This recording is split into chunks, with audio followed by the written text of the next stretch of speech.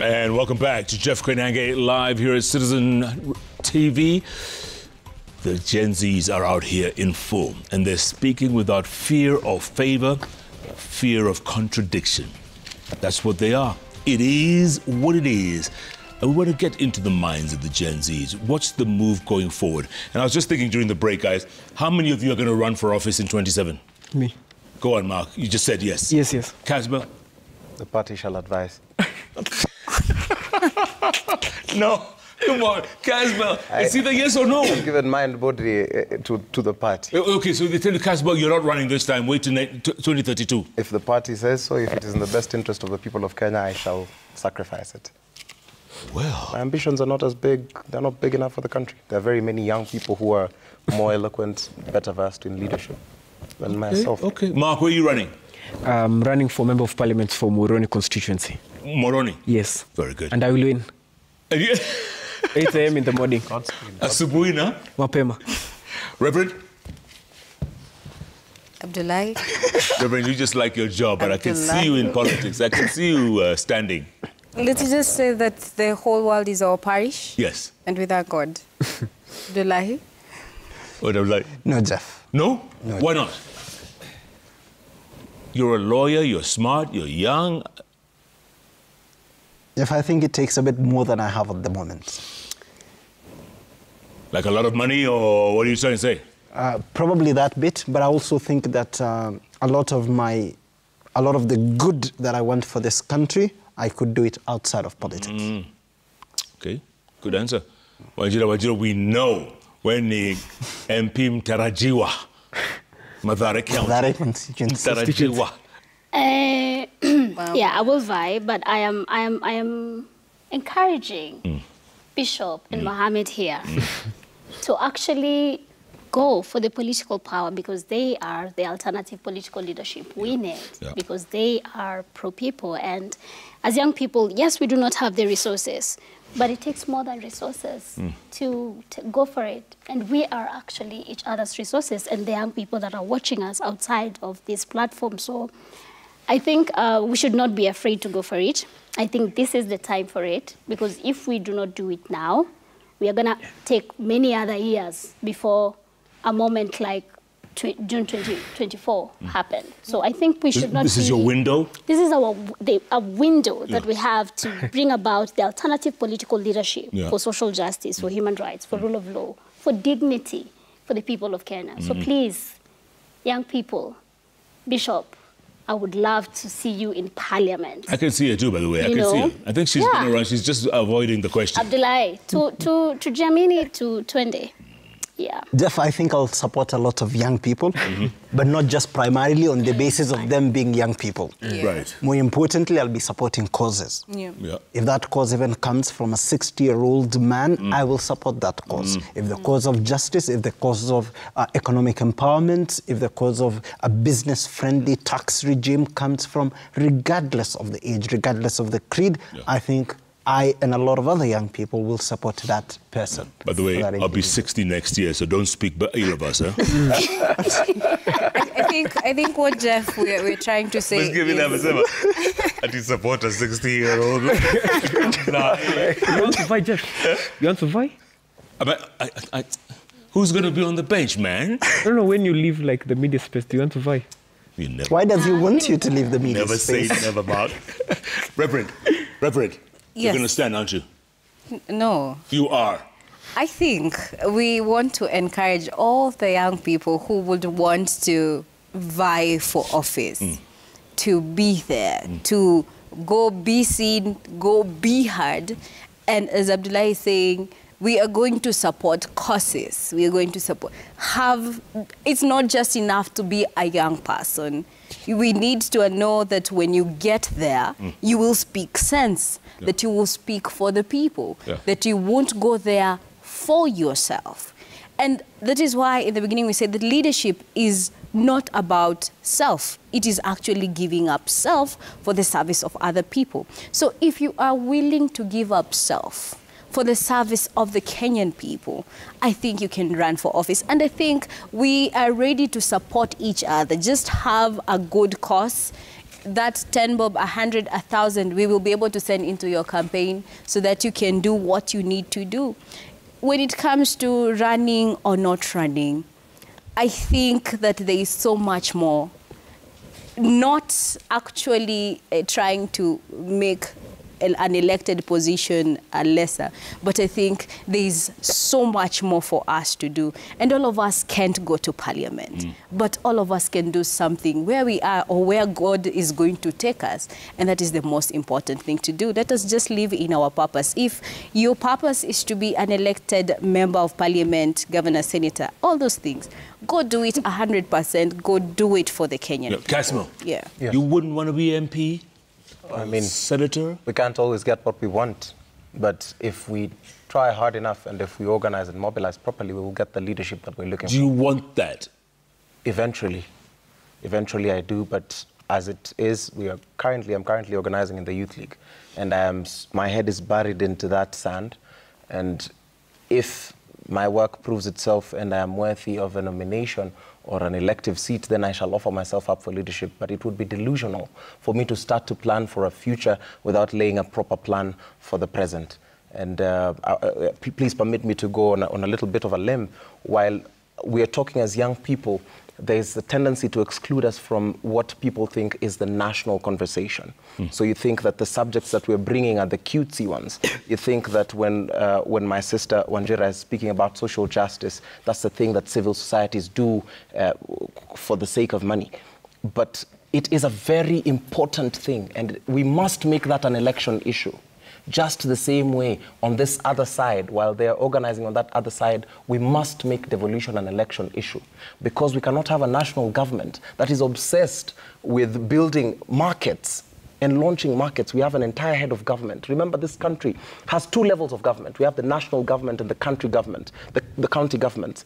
Devolution must be brought. We must devolve education. If you look at the developed nations, lower primary level work is devolved, and higher level is done by national government. If you're thinking roads, we have members of parliament speaking from both sides of their tongues, saying that they want CDF to stay there, but when they're speaking in the upper house, a senator says that they want that money to be sent to schools directly. So we are rejecting this pettiness that we are seeing. And we are saying that when the time comes, all the youth voices, all our votes, and right now, as you see, you were asking what we've achieved. I think this is the youngest constitution of a bench. This bench is almost akin to a cemetery. You're the youngest person most of the times on this bench, yes. And this is an honor. We used to watch this bench 10 years ago, asking ourselves, how do people get to that bench?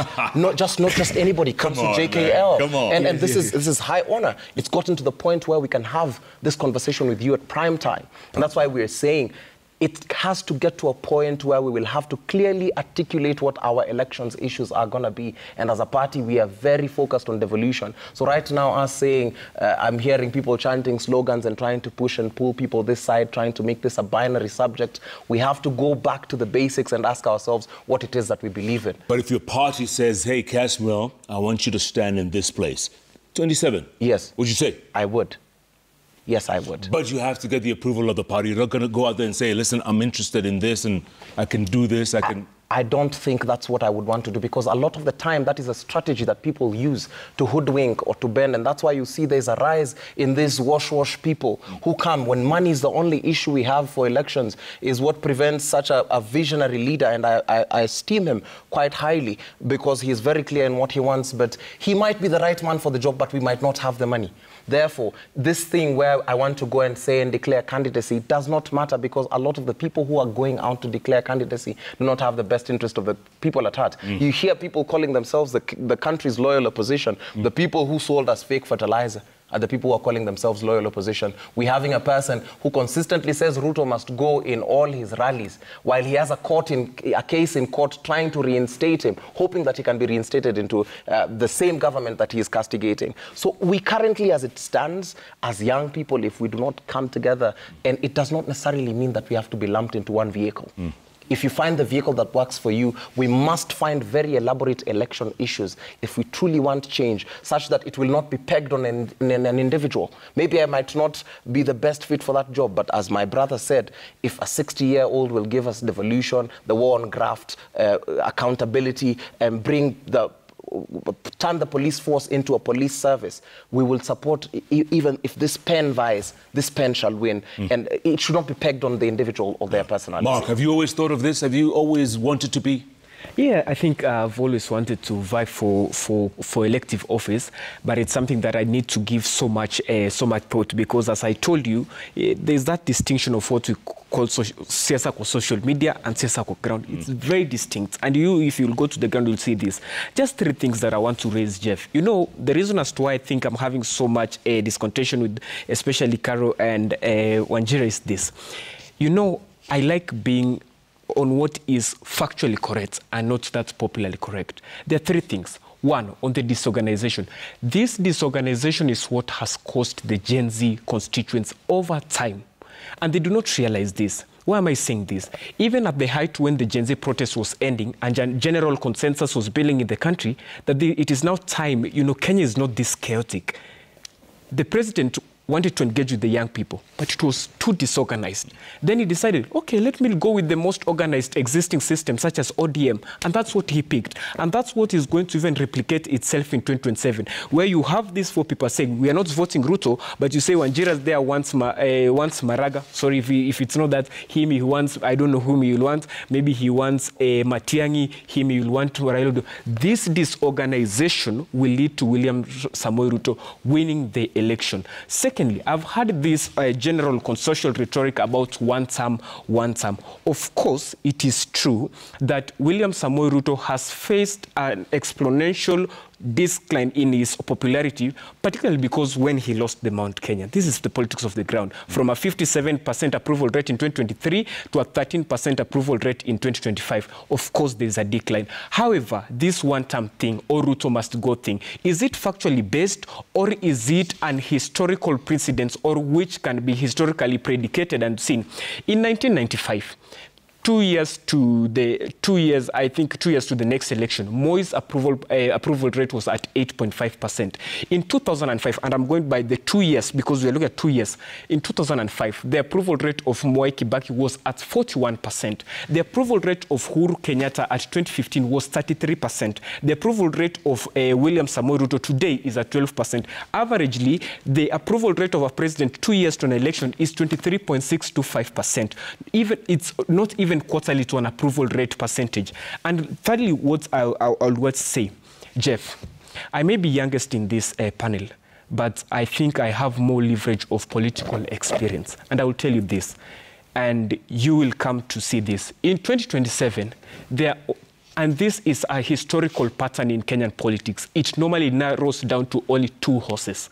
And remember, in elections, people do not vote for somebody. People vote against somebody. It will be either William Samoei Ruto or the Wamunyoro group. The Wamunyoro group, Samuel will get their candidates. You'll see everyone who is not pro-Ruto will be on the Wamunyoro group. So it's either you are taking somebody back to Sugoi, or you are taking somebody back to Wamunyoro. Your hand went up first. Yeah. Wow. I think you have a lot to learn about the political history of the country. I think somebody is indeed going back to Sugoi, but the politics of 2027 are not going to be personality politics. They are not going to be about Wamunyoro or even tribal politics. We are organizing towards moving away from that as young people of this country, which I believe you are a young person. I do not know why Which young you're not people? sailing on the same boat, but that's besides the point. We do not want to have a political leadership where, Jeff, you are dictating about should I even vie or should I not? You know, we want to have our own agency as young people. We have lived realities that have been pathetic. We have lived undignified lives. We have documented our brothers and sisters being killed by police.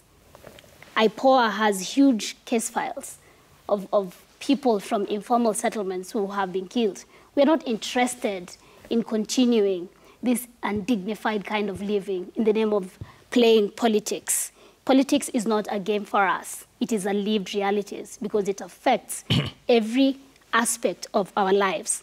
The school we go to, the hospitals we go to, the water we drink, everything really. So this is not a game thing. This is not a tribal thing. This is not a loyalist thing. This is a poor people uprising that's saying enough is enough.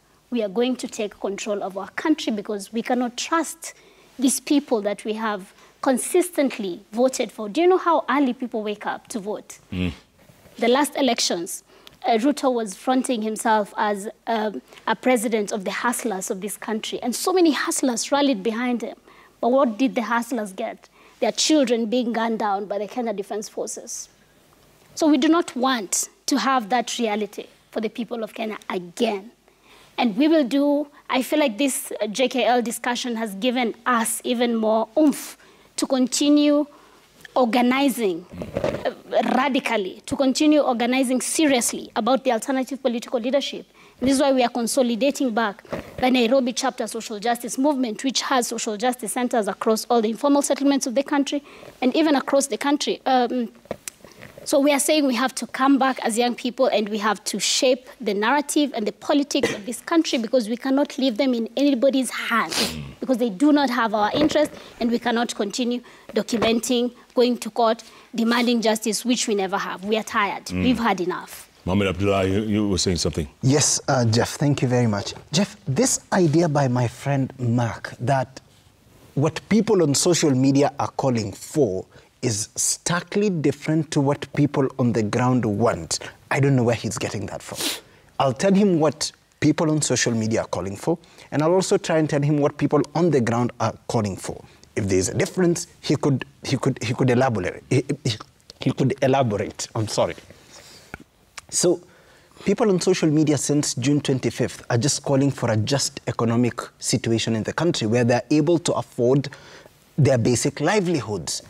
Today, in the constituency he wants to vie in Muhoroni, which forms part of the larger belt sugar area of this country, those people, through their elected governor, have written an open letter to the president. They are calling for that the privatization of the sugar companies did not involve enough public participation. We think 60,000 farmers are going to lose their livelihoods. What are those people fighting for? They're just fighting for a just economic situation. How is that different? That is what is on the ground. In the same constituency he wants to vie in, how is that different from what people are calling for on social media? That we want a just economic situation. Please, an answer.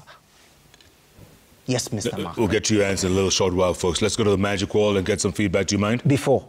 You want please. the answer? No, I want to go on. Please. You have another point? Yes. Oh, sorry, go ahead. Yes. So my friend Mark also takes the example of the 2007 elections. So he tells you that 2 years before, which happens to be 2005, that the approval rating of the then regime was low comparative to now. I'll tell you what happened then. In 2005, the then sitting president lost the referendum. He lost it flat-footed. The ensuing 2007 elections, that election was contested. It led to clashes that happen in this country. It is general knowledge, agreeable knowledge, that the then sitting president lost that election. He then comes to 2017, and he tells you that 2 years prior to that election, which happens to 2015, the then sitting president, Uhuru Kenyatta, had equally low approval ratings, just as the sitting president. Let me tell you what happened in the ensuing elections in 2017. The first election were cancelled by the then Supreme Court for failing to meet the requirements of the Constitution. The follow-up election in 2017, I believe October, that was called by the Supreme Court, was abandoned by the opposition parties who did not participate in that election. Take him back, because he goes back to 1997, the 1997 clashes. So those approval ratings did not end there. They did not win because they were popular. All those elections were highly contested because they were felt not to be free and fair. If anything, the representation of those approval ratings will be very evident in the ensuing elections in 2027. Yeah, just that. Nice. Thank you. Magic wall time, folks. Lots of feedback. Let's check it out. It's coming in very thick and very fast. Here we go. Frank Orinda says, the political class have refused to change. They are acting as though they are perfect. They have not accepted correction and the push for change by Gen Zs. Total disconnected with the realities of the nation today. Gen Zs should unite and chart a way forward, chart a way forward with irreducible minimum. Otherwise, like Mark Owokok puts it, Ruto will beat them in the game with politics without breaking a sweat. Wow. Rafael Kidana says, question to Ms. Wanjira. As a social justice activist, what strategies can grassroots movements employ to demand justice for the youth killed or abducted during the 2024 protests? And how can these efforts shift Kenya's moods forward? Should I answer? Yes, please. I don't think the government is going to give any justice to the people who were abducted or killed. I think we should document. And I think we should turn to the people of Kenya to actually stand in solidarity with these families. I think we should create a collective fund that can take care financially of the parents who are left without children, of the needs that they need to take care of. Because if you kill my son, you cannot give me back my son.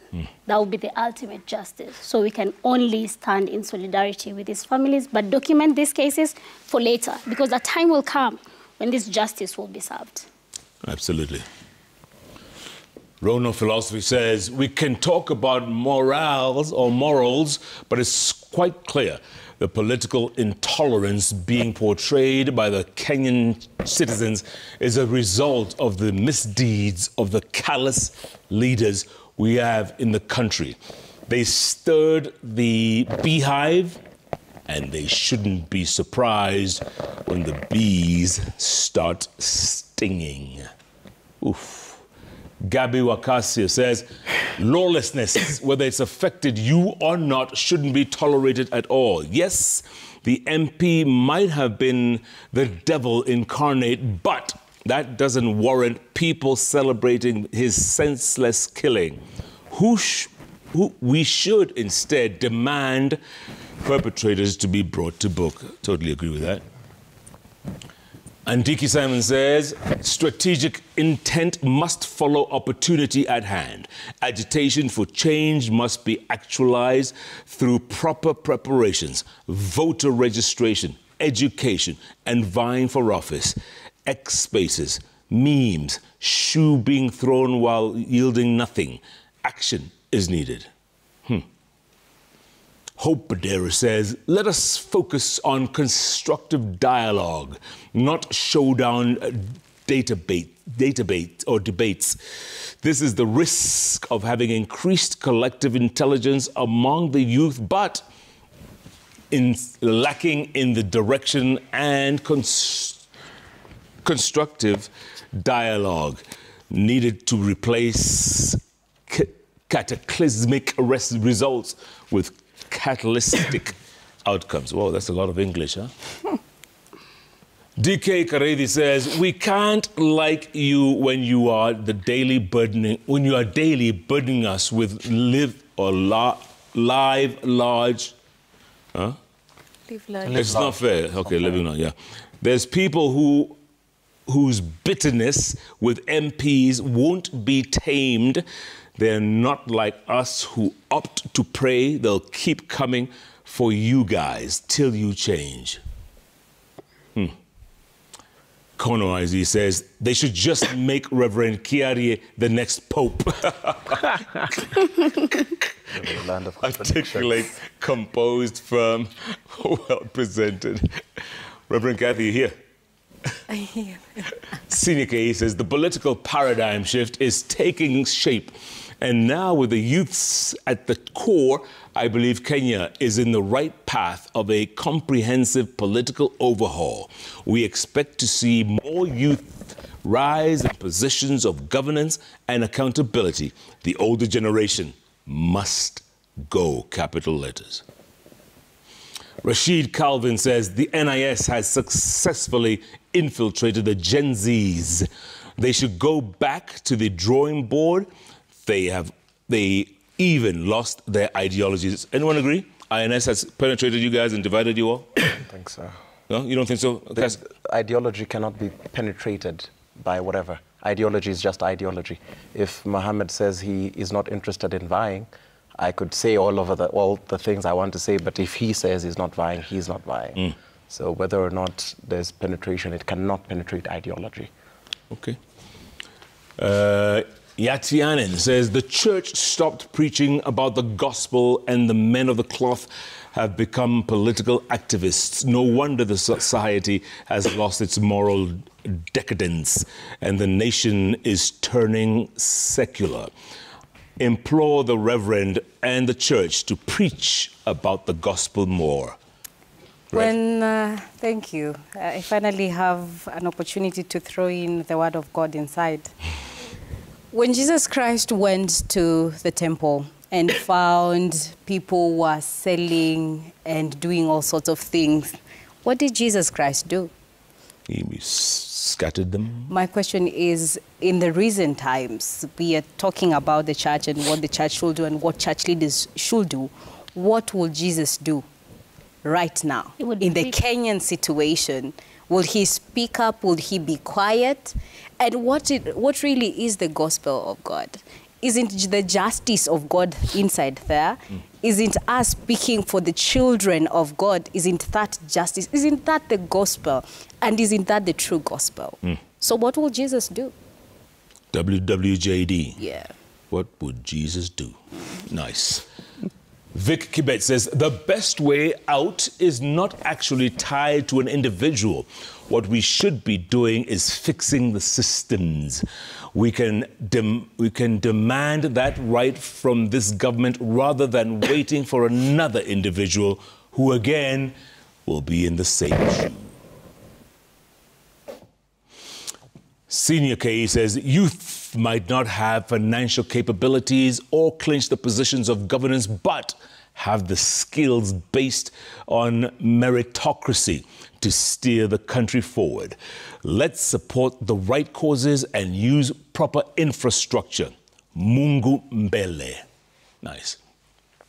Diema Gashawe says, the problem with our fellow youth, the Gen Zs, is too much English without actions. What is this? Who? Laughing. Oh, okay. They are still leaderless. Guess what happened after President had dissolved the cabinet? Chepkon says, the youth of Kenya today are like orphans in the face of their elder brothers. Their only hope now is with their elderly, caring uncles, one of whom is former Chief Justice David Maraga. Okay. T-Man says, ask Casimir, when did he become an ODM youth leader?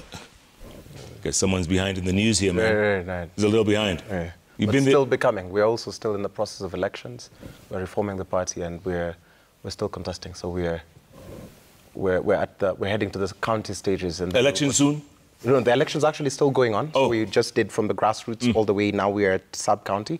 Now we're heading to the county levels, and then now we have a national delegates convention. Right. And the youths have been doing very well. They've captured the coast, they've captured parts of Nyanza, and they've captured Nairobi, which is quite something if you ask me.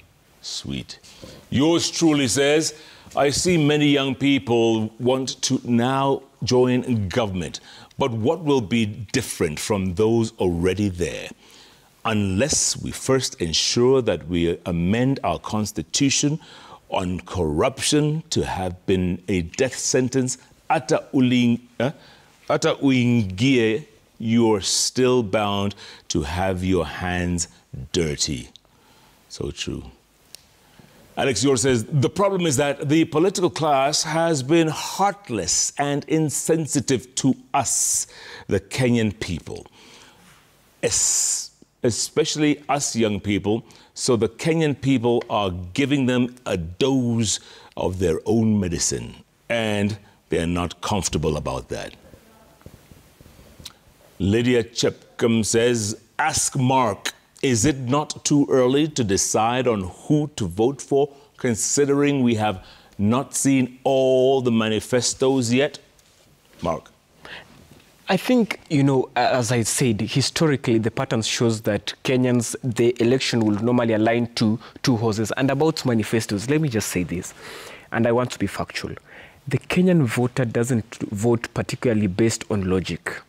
It's not very logic-oriented at the ballot. It's way more emotive-oriented than logic-oriented at the ballot. Nice one. Vic Kiprotich says, there is a whole earth and heaven difference between principled discourse and mediocrity. One challenges power with clarity and conviction. The other flatters it with noise and empty bravado. Kenya needs truth, not theatrics. Gen Zs are not just awake, they are worn, tested, and determined to dismantle the old order for a better future. Wow. Ngoima Maura says, Jeff, you can make a good Kiambu governor. Oh, yes. Oh, my, oh, my. Yeah. Lots of feedback, folks, coming in very thick and very fast. What we're going to do now, I'm going to go around the room and we'll get some closing thoughts, okay? Wanjira, I'm going to start with you. Closing thoughts going forward. I really like what Kibet said about change being from the systems. We need to have working systems for the people, but that will also require political goodwill to bring about. So we have to go for this political power. And I want to urge the people of Kenya to actually support the Gen Z, the young people, the initiatives that we come up with, because now we are going to organize aggressively, seeing that alliances are coming and autocrats of yesteryears are positioning themselves as democrats of today. So we have to step up our game and bring that alternative political leadership coalition that we must birth. So we are all about social justice, the Constitution of Kenya 2010, human rights, and the rule of law. And I'm asking Kenyans to also stand in solidarity with the families of victims. We watched Blood Parliament, and it was heartbreaking. It was heart-wrenching that our defense force would shoot us down. So we'll be coming up with something, and the Social Justice Movement Nairobi chapter is organizing a march, a Gen Z march that will be heading to Parliament. We'll take flowers, and we will demand that a monument is erected with names of all those people that we lost at the protest. And we are asking Kenyans to come together in that process as we head towards the first anniversary of the Gen Zs that come out. So it'll be around June 25th, this March? And yes, around then. But we'll tell them the exact date. Sure. Mark Ogo. Yeah, I think I'll just say two things. One, I think I've been castrated so much about my thoughts around social media. And I'll just say this. I think I duly respect the social media space. And if there's one thing that the social media space is actively taking, social media is somehow becoming the official opposition systemically of the Kenyan people. But let me just say this. Did the social media space, since the Gen Z thing, really achieve its goal? There are two kinds of goals that you can pursue. There's the active goal and there's the passive goal. The active goal was duly to see William Ruto leave power, which was not achieved. But I give them credence that they achieved the passive goals. The passive goals is like now today, politicians are more sensitive of what they say. Today, Murkomen cannot come and say he will put on a watch of 1 million because he knows now these are kind of the passive goals I'm talking about. And finally, I'll just say this. The President, William Samoei Ruto, is passionate about young people. I think there are so many young people who do not want to speak about this, but I'll just say this. The President is passionate about young people. He wants to engage them. And I'm telling you, In UDA, we have the most organized youth organization under the UDA Comrades chapter. The president loves the young people. He is ready to support the young people. He wants to engage them, even post-2027. Thank you. Reverend, you're up next. Well, there's a quote I've learned quite recently, that righteousness without power is just another opinion. And so it becomes very important for us to take on the mantle with its horn, take it and run with it. As we are saying, if you're running, run for government, run for that elective position. Let the young people do as they feel is right in terms of elections and stuff. Again, what I'd urge the Kenyan people is we only have one Kenya, our beautiful country. Love that. Where we are not living. This is our country and we need to take care of it. And so let us be true patriots of this country. Let us love our country with zeal. Let us be there for our country. Let us be present. Let us do all that is possible to make our country better, not only for us, but also for our children. Also, remember to register as voters. Remember to go take your IDs for those who even don't know where their IDs are at. Let us also check the manifestos of the political parties coming up so that we also don't miss out. If we are making our own political party, well and good. If we are joining ODM or UDA or Jubilee or DAP, let us look at the manifestos. Let us check our ethos as a country. Let us check our moral fabric. Above all, let us remember God. We were not just born to just breathe. We were not just born just to live and to fight on social media. Let us have God at the center of it all. Yeah. Nicely put, Rev. Nicely put. Casimiro. First, I'd like to offer my sincerest condolences to the family of the slain, assassinated Member of Parliament, Sir Charles Ongondowere. And to my party members, I would love to condole with you and with the family. But as we speak of the political class, I must say, and I wrote this as we were having this discussion, that there is an unjust and illegal conspiracy to deprive the people of decency and justice. We have the power to reject conduct that shocks the conscience, conduct that is so outrageous that it offends the canons of decency and fairness that define our civilized society. We cannot keep on dehumanizing each other. I totally disagree with us celebrating deaths because death to one could be death to all. And as I conclude, I would want to take, I've been doing a bit of reading, and I would want to give my closing remarks from chapter 31 of the Prime Minister's autobiography called The Flame of Freedom. It is page 756, titled The Events of 2007, and tell me if you can hear a parallel. He goes and he says, "A vote for the status quo will only lead to a dead end. These regressive forces, the relics of a bygone era, have no energy to envisage anything new. All they can do is give us more of the same, the continued unequal distribution of our national resources. Our politics must be progressive. The people of Kenya now have the historic duty to each other and to the nation to rise up together through a popular democratic movement to remove a backward, undemocratic, inefficient, corrupt, authoritarian system and to usher in its wake a new popular democratic order where the people are firmly in solidarity with each other." This is the position that we have at the Orange Democratic Movement's Youth League. We still maintain our democratic space, and we say that we shall continue to strengthen our party. And when the time for the election comes, as my Secretary General likes to say, kila mtu ataenda kucheza kwa mlango yao. There you go. Mohammed Abdullahi, you get the last word. Thank you very much, Jeff. On a light note, I had missed that Mark was a card-carrying member of UDA until his final closing moments. Card-carrying is crazy, don't say that. I had missed that entirely, to be honest. But I applaud him regardless. Yeah. I think I only want to describe Kenyans. It seems that if the Speaker of the National Assembly does not have the words to describe Kenyans, I think I do. And I'll just try and describe Kenyans. I think Kenyans are people who want fair economic situation in the country. They want fair, reasonable, predictable taxes. I think they want their livelihoods to be maintained. I think they want social health authority or whatever health scheme is in the country to work, and they want, when they visit hospitals, to get access to medication and all of those things. I think they want whatever education system is introduced by the government, both at primary, secondary, that it's working for their kids. They want an education in the university that delivers equality, and that the kid from Muhoroni or the kid from Nairobi or the kid from anywhere in this country can access education, quality education at a rate that they can afford.